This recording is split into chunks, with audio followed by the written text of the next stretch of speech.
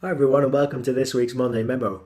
Now I've been talking a lot recently about the importance of the various personalities in finance and how we need all three of them for finance organizations to be truly successful. So what if, which is a natural question, is what if you want to move between them or perhaps enhance your ability to do one of them? What's the best way of doing that? And I suppose that's one of the reasons why we did the Strength in the Numbers show was to bring people on who share those stories because I find that's the best way of moving into some of the unknown in terms of what works and what doesn't work. And like given that finance professionals and accountants anyway have been around probably the bones of 4,000 years if we go back to Babylonian times when we were recording transactions on clay tablets, you can see emerging three main building blocks that we sort of tend to talk around on the show, and that again I think you can sort of leverage and find stories on, and that's why we deconstruct the show notes in the way we do, so you don't necessarily have to listen to the whole guest mentor interviews, more so various parts of them to get the benefit from those conversations. So those three building blocks, the first of them is what I call compliance and assurance. As I said, we've built this up over many thousands of years. We've been recording transactions, automated that in more recent times by using ERPs. Like OCR has been around for, I think I remember implementing a tool back in the late 90s on that one's, self-service transaction entry. And that allows us to spend more time thinking about compliance and assurance, simplifying and standardizing parts of the value chain, whether that would be actually funny enough within finance or using those skills outside of finance to help other parts of the organization, making processes repeatable and more consistent, um, and also keeping on top of them and control. So, like ensuring and verifying that they're working in accordance with expectations.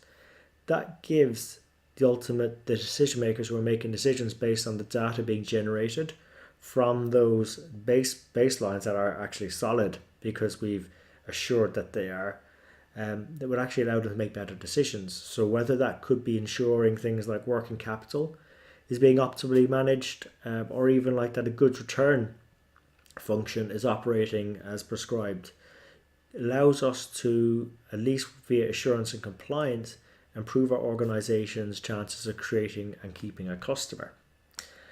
Now, the next building block that emerged after this sort of solid foundation, should we call it, is controllership.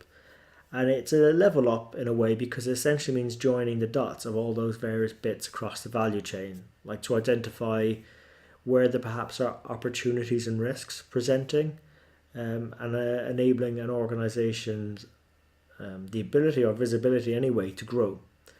And what tends to happen is organizations grow, and you know, I can't put my finger on why this happens.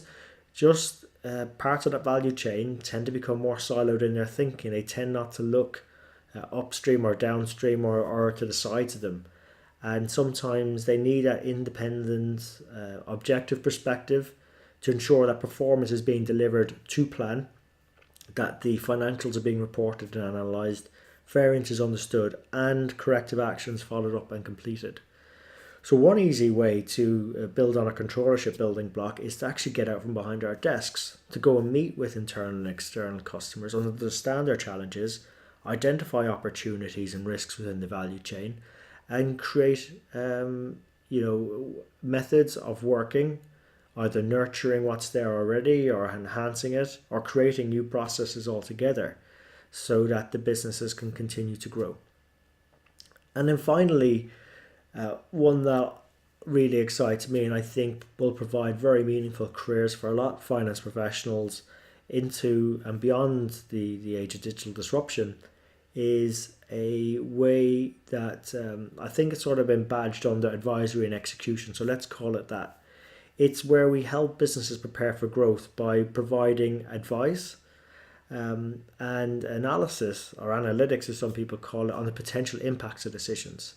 And we use techniques like scenario modeling, data visualization, Monte Carlo analysis, setting out likely trajectories of decision using machine learning and artificial intelligence to even take some of the workload off of us, particularly around very big data sets out there. And some of us are in our profession are actually taking it even further, ensuring that such advice that we come up with we then go implement. We sort of enhanced project management skills to make sure that what's decided is in effect deployed. So whether or not that's ensuring sales team move from a compensation system that's perhaps one paid on bookings to more that it's been billed so that the cash is in, that's a type of deployment that finance could well handle. Also, whether or not that finance are reviewing deals for their profitability perhaps, or working perhaps with budget holders to ensure that the variances that they're seeing, actions are being taken about them and are actually deployed. I mean, they're all ways not just to help support decision makers make better decisions, but actually make sure those decisions, when they're taken, are deployed. That's why we set up the Strength in the Numbers shows, to make those types of journeys easier. So look, I hope you enjoyed this episode. If you did and found it useful, please let your friends and colleagues know about it on all the major platforms, iTunes, Stitcher, SoundCloud and YouTube. And really appreciate you investing your time with us today. So until next time, take care of yourselves and let's keep on building our strength in the numbers.